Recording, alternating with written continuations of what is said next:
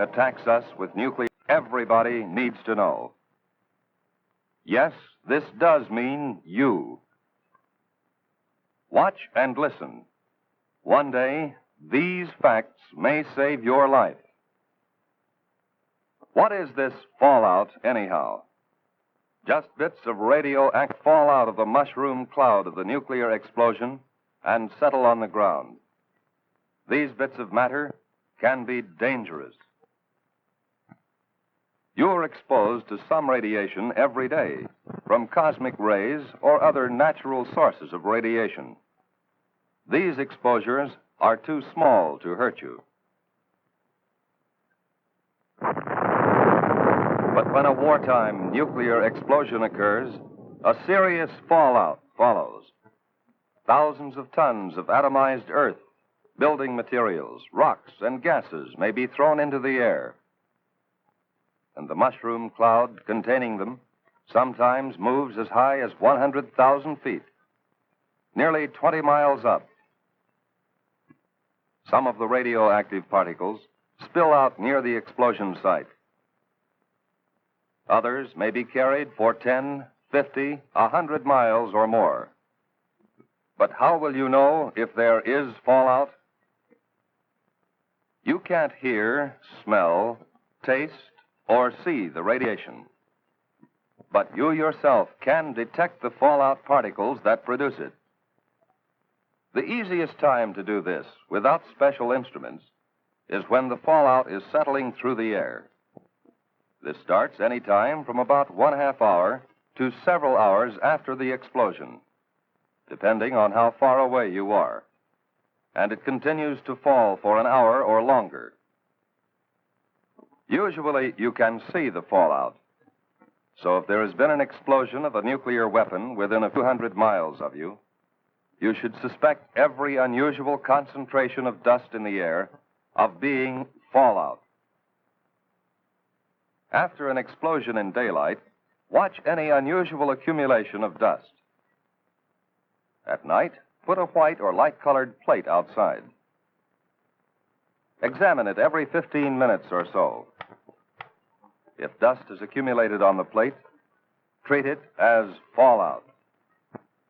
The particles in that fallout behave like miniature X-ray machines, sending out radiation in all directions.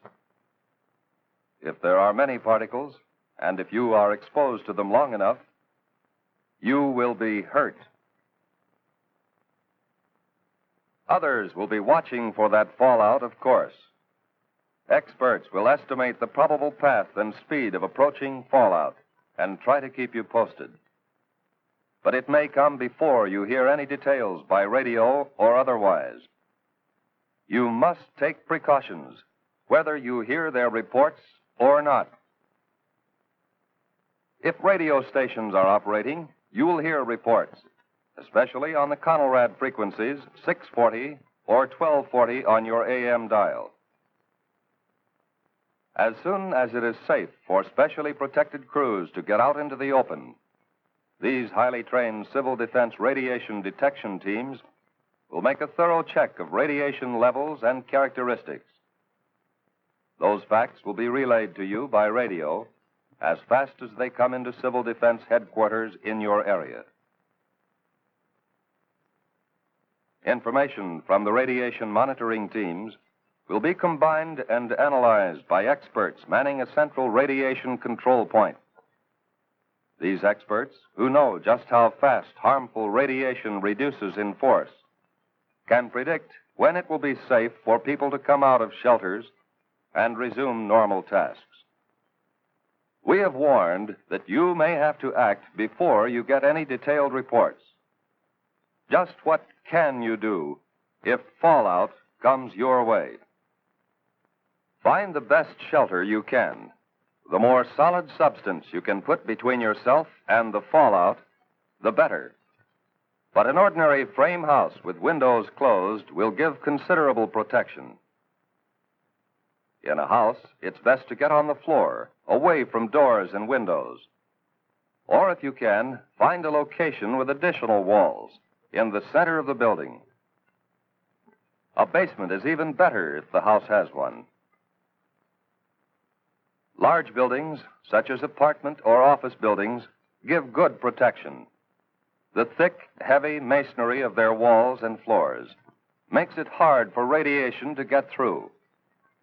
Basements, inside rooms, or corridors on the lower floors are safest. The basement of any house or building will become a good improvised shelter if you block the windows with sandbags and place other sandbags on the floor above the shelter area. If you don't have sandbags, thick, solid layers of books, magazines or newspapers, or even a series of file cabinets standing close to each other can cut the radiation danger. In some parts of the country, there are storm cellars or outside vegetable storage cellars. They may be used as shelters from fallout. If you plan to use such a cellar or your basement or any other shelter, stock it with food and supplies. To equip and supply your shelter area, you need some of the same things you might take on a vacation camping trip. First, sleeping equipment to fit your shelter area. Folding cots or sleeping bags and blankets. Then, food and water. There should be at least a 2-week supply. You'll want plenty of fruit juices and lots of your family's favorite canned foods. The drinking water supply should be rotated often to be sure it's fresh. And don't forget such basic needs as sugar, salt, pepper, and other seasoning that your family ordinarily uses. Now, some equipment. A radio is very important. It should be a battery portable with spare batteries. A transistorized radio is best, as the batteries last longer. Next, you need light in the form of flashlights and a battery-operated lantern. Then, a good first aid kit. Now, plates, cups, silverware. A can opener and a bottle opener are important. Add to these things enough closed containers to take care of garbage and human waste. Especially if there will be children in the shelter, include some books and magazines, paper and pencils, maybe 1 or 2 small, simple games. The best protection of all is the special shelter built according to specifications of your local civil defense organization. This has an air filter to allow ventilation, but keep dust out.